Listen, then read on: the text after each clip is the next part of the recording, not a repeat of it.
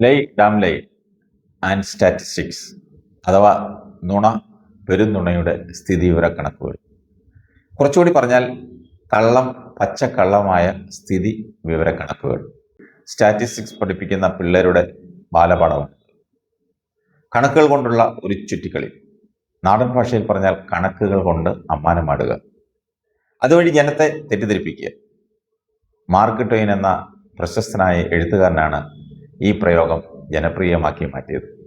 കണക്കുകൾ പലപ്പോഴും സത്യത്തെക്കാൾ ഉപരിയായി ആളുകളെ തെറ്റിദ്ധരിപ്പിക്കാൻ ഉപയോഗിക്കുന്നു എന്നാണ് ഇദ്ദേഹം പറഞ്ഞു വെച്ചിട്ടുള്ളത്. ഈ കഴിഞ്ഞ ദിവസം തെരഞ്ഞെടുപ്പിലെ എക്സിറ്റ് പോളുകൾ വന്നു.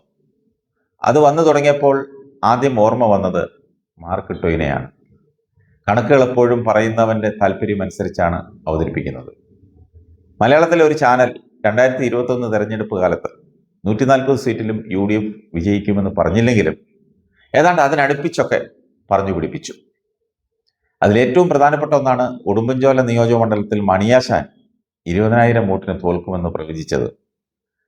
ഒടുവിൽ തെരഞ്ഞെടുപ്പ് കമ്മീഷൻ അദ്ദേഹത്തെ 35,000 വോട്ടിന് വിജയിയായി പ്രഖ്യാപിച്ചു. എനിക്കറിയാവുന്ന ഒരു വ്യക്തിയുടെ 4 ഫോണിലേക്ക് ഒരു സർവേക്കാർ വിളിച്ച് ഒരേ ചോദ്യങ്ങൾ തന്നെ ചോദിച്ചു. ഒരാളാണെന്ന് ധരിച്ച് വിളിച്ചതല്ല കേട്ടോ. ഭാര്യയുടെയും ഭർത്താവിൻ്റെയും പിതാവിൻ്റെയും മാതാവിൻ്റെയും ഒക്കെ ഫോണിലാണ് മാറി മാറി വിളിച്ചത്. മറുപടി പറഞ്ഞത് ഒരാളെന്നത് സത്യം. മുഖ്യമന്ത്രിയായി ആദ്യം ചൂണ്ടിക്കാണിച്ചത് പിണറായി വിജയനെയാണെങ്കിൽ രണ്ടാമത്തെ ഫോണിൽ അത് രമേശ് ചെന്നിത്തലയും, മൂന്നാമത്തെ ഫോണിൽ ശൈലജ ടീച്ചറും, നാലാമത്തേതിൽ VD സതീശനുമായിരുന്നു. അവരുടെ സർവേ എങ്ങനെ ശരിയാകും? കഴിഞ്ഞ ദിവസം പുറത്തു വന്ന സർവേകളൊന്നും വിശ്വസിക്കാൻ പറ്റാതെ വരുന്നത് പ്രധാനമായും 2 കാര്യങ്ങൾ കൊണ്ടാണ്. ഒന്ന്, പത്തനംതിട്ട, ഇടുക്കി ജില്ലകളിലെ മുഴുവൻ സീറ്റുകളിലും UDF നേടുമെന്ന കണക്ക്. ഇവരുടെ സർവേകളുടെ ആധികാരികത നഷ്ടപ്പെടുന്നുവെന്ന് മനസ്സിലാക്കാം.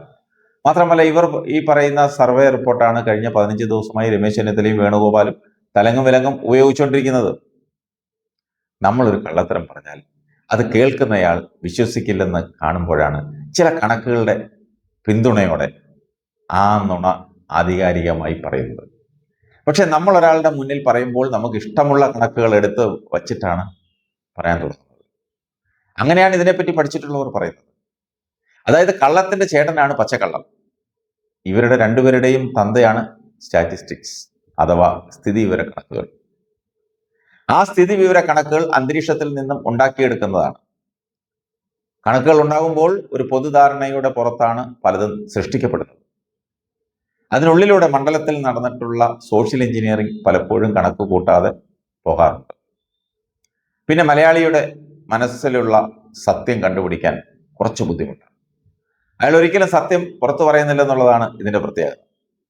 ഇന്നലെ പുറത്തു വന്ന സ്ഥിതിവിവര കണക്കുകൾ അവലോകനം ചെയ്യുമ്പോൾ UDF മോശമല്ലാത്ത പ്രകടനം കാഴ്ചവെച്ചിട്ടുണ്ടെന്നാണ് വ്യക്തമാകുന്നത്.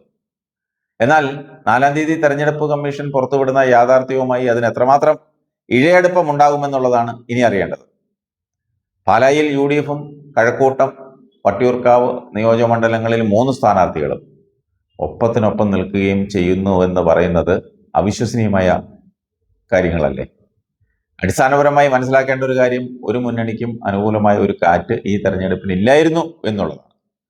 ഉയർത്തി കാണിക്കുവാൻ പറ്റിയ ഒരു പുതിയ പ്രഖ്യാപനവും UDFിന്റെ പ്രകടന പത്രികയിൽ ഇല്ലായിരുന്നു എന്നതും എടുത്തു പറയേണ്ട കാര്യമാണ്. അതിലേറ്റവും ആവിയായി പോയത് BJPയുടെ പ്രകടന പത്രികയാണ്. കേരളം ഇതുവരെ ഭരിച്ചിട്ടില്ലാത്ത പാർട്ടി എന്ന നിലയിൽ അവർക്ക് ജനങ്ങളെ കോരിത്തെരിപ്പിക്കുന്ന രീതിയിലുള്ള പ്രകടന പത്രിക അവതരിപ്പിക്കാമായിരുന്നു. വാഗ്ദാനങ്ങൾ വാരിക്കോരി കൊടുക്കാമായിരുന്നു. ഇടതുമുന്നണിയെ സംബന്ധിച്ചിടത്തോളം ഒരു തുടർ ഭരണത്തിന് വേണ്ടി നടത്തേണ്ട എല്ലാ മുന്നൊരുക്കങ്ങളും നടത്തി തന്നെയാണ് കളത്തിലിറങ്ങിയത്. മാർക്സിസ്റ്റ് പാർട്ടിയുടെ ഒരു വിഭാഗം പ്രവർത്തകർക്ക് ഇനിയും ഒരു തുടർ ഭരണം ലഭ്യമായാൽ പാർട്ടി നശിച്ചു പോകുമെന്നൊരു ചിന്ത ഈ അടുത്ത കാലത്തായിട്ടുണ്ടായിരുന്നു. അതുകൊണ്ട് ഒരു തവണ ഭരണത്തിൽ നിന്ന് മാറി നിൽക്കണമെന്ന അഭിപ്രായവും കണ്ണൂർ ലോബിക്കുണ്ടായിരുന്നു. അങ്ങനെയാണ് ചില സഖാക്കൾ പങ്കുവച്ചത്. എന്നാൽ വിസ്മയം തീർക്കാൻ മാർക്സിസ്റ്റ് പാർട്ടിയിലെ ചില ആളുകളെ, ചില നേതാക്കന്മാരെ കോൺഗ്രസ്സുകാർ കളത്തിലിറക്കിയപ്പോൾ കാൽച്ചുവട്ടിലെ മണ്ണ് തന്നെ ഒഴുകിപ്പോവുകയാണെന്ന് CPM പ്രവർത്തകർക്കും മനസ്സിലായി.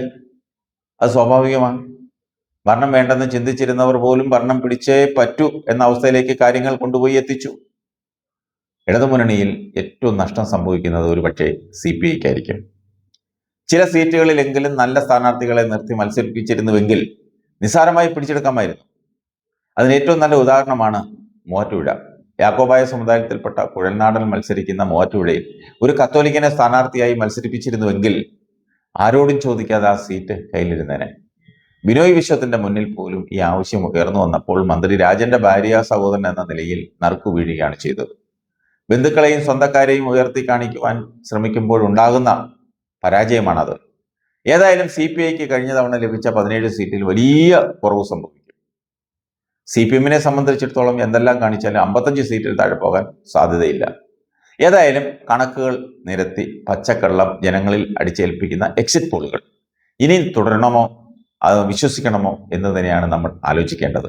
മനോരമ പോലെയുള്ള വലിയ പത്രങ്ങൾ പ്രചരിപ്പിക്കുന്ന ഇതുപോലെയുള്ള തെറ്റായ സന്ദേശങ്ങൾ അവരുടെ ക്രെഡിബിലിറ്റി നഷ്ടപ്പെടുത്തുവാൻ കാരണമാകുമെന്ന് ഓർക്കുന്നത് കൂടി നല്ലതാണ്.